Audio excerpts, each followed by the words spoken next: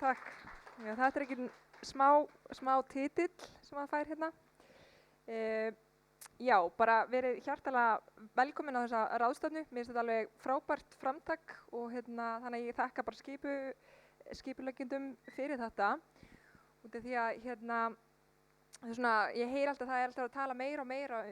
frumkvöðlastarfsemi, en núna verið að tala samfélagslega frumkvöðlastarfsemi sem ég fagna sérstaklega. Út af því að líka bara yfir höfuð orðið frumkvöðl, þetta í rauninni, þetta svona smá tíska, það svona nýbyrjað að tala þetta út af því að ég fór eiginlega í viðskipta menntaskóla og lærði líka viðskipta og hagfræði í háskóla, en það var aldrei nefnt við mig að ég gæti orðið frumkvöðl, það var bara einhvern veginn ekki nefnt. Út af því að það svo mikið verið að þjálfa okkur einhvern veginn upp í að verða starfsmenn og það einhvern veginn aðaláherslan, þú bara útskrifast og svo ferður og tekur næstu vinnu sem ég býst. Og það svona dálítið ferli sem við höfum öll að fara eftir, þannig að á sínum tíma þegar ég rauninni hrökklaðist út í þetta frumkvöðlastarf, að þá var það svona ákveðið skref og maður var svona dálítið að þurfti að aflæra allt það sem maður var búinn að læra. Það dálítið sérstakt við það að vera frumkvöðl.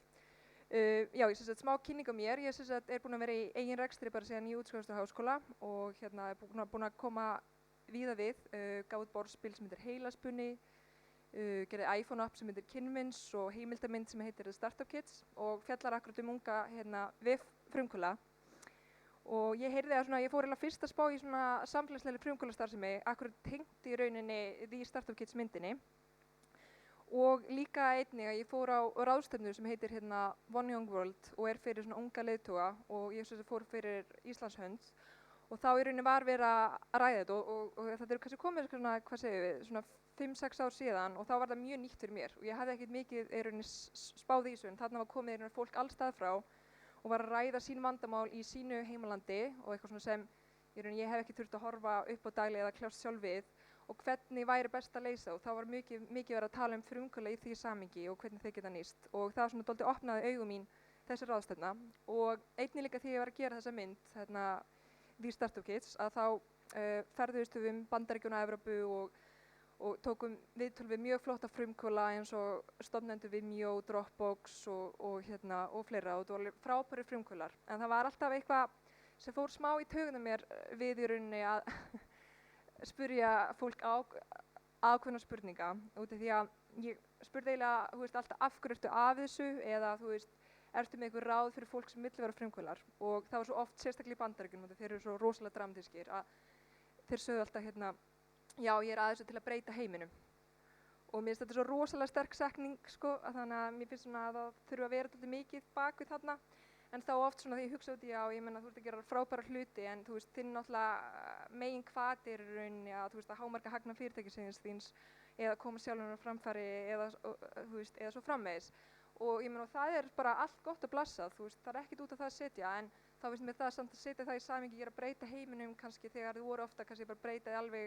kannski að vídeo spilaðist aðeins betur sem svona kannski dálítið lúxus vandamála mínu mati allavega. En þannig að þetta fór alltaf dálítið í taugunar mér þannig að ég hugsa alltaf já ef ég geri einhvern tímann einhverju mynd seinna þá verður það social entrepreneurship og því það er í rauninni kannski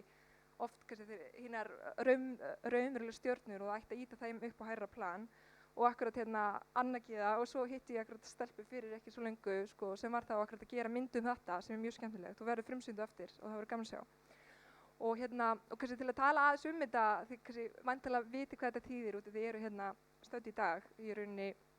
samfélagsleg frumkvöðlastarfsemi eða social entrepreneurship. En svona megin munur á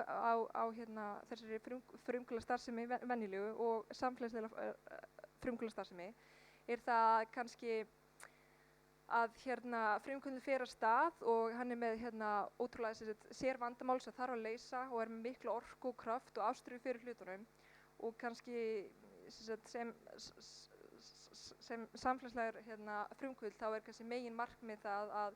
í rauninni að skila einhver til samfélagsins eða að leysa samfélagslegt vandamál en oft frumkvöðls er það bara í rauninni að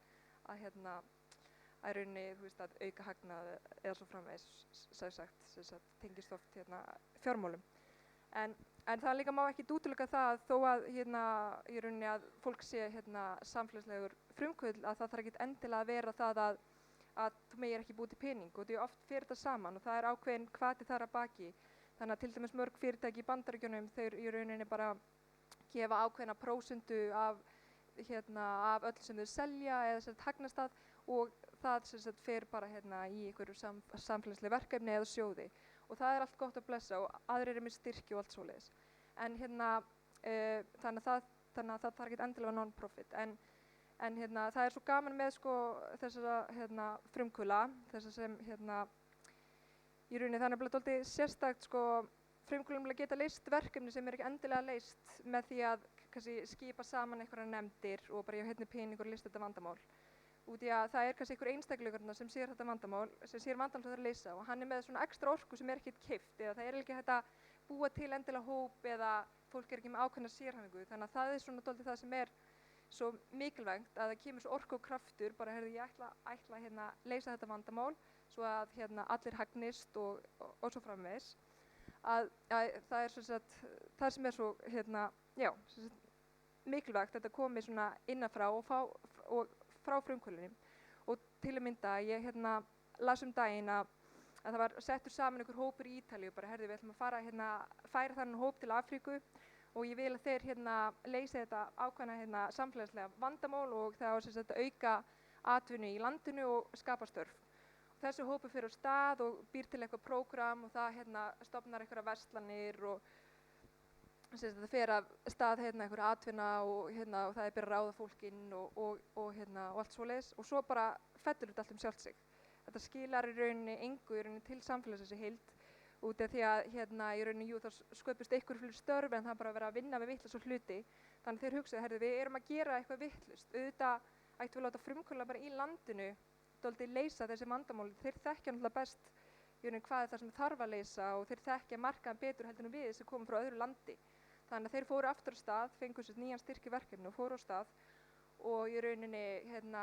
voru bara í rauninni með smálán til frumkvöðla og í rauninni voru alltaf með ákveðna reynslu og bara veittu styrk og þetta reyndi svo miklu betur út. Þarna kom í rauninni fólk fekk þessi litlu business lán hjá þeim og fekk reynslu og styrk svona til að stíga sín fyrstu skref og þarna í rauninni náttúrulega lærði líka fólk og gat kennt umhverfinu sínu og þetta reyndist rosalega vel og þetta er alltaf svo merkilegt þarna sem ég er að benda á að þetta sé að koma frá í rauninni frumkvöðlunum ekki en endilega einhverjum hóp sem er skipað saman til að leysa einhverjum vandamál. En það er bara frábær dagskrá í dag og ég hlakka bara mjög til að sjá þetta og aftur bara fagna að við séum svona komin saman að ræða þessi mál og ég bara öfundi ykkur eiginlega ótrúlega mikið að vera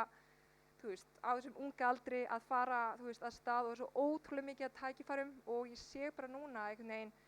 hvað fólk er byrjað að tala miklu meira þetta topic samfélagslega frumkvöðlastarfsemi og þetta fer að skipta meira máli og þannig að ég segi bara skemmtið ykkur bara vel í dag og takk kærlega fyrir.